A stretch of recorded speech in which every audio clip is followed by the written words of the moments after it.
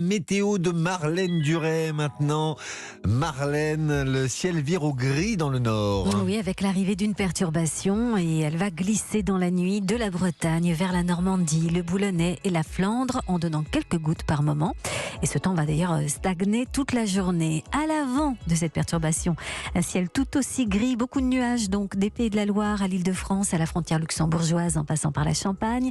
Et ces nuages bien épais gagneront dans la journée une partie du Poitou, la Touraine, le Loiret. Et puis au rayon nuages, restons-y, dans le sud, près du golfe du Lion, des entrées maritimes, donc des nuages assez compacts attendus entre le département de l'Aude, les Bouches-du-Rhône, le long du Rhône aussi.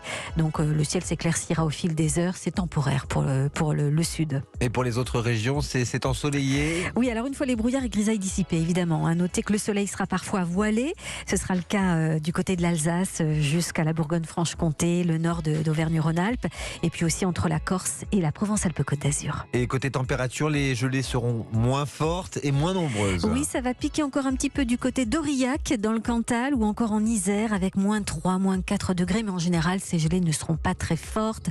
Elles seront moins nombreuses, effectivement. Et les températures minimales vont même remonter dans le nord, puisqu'il y aura des nuages.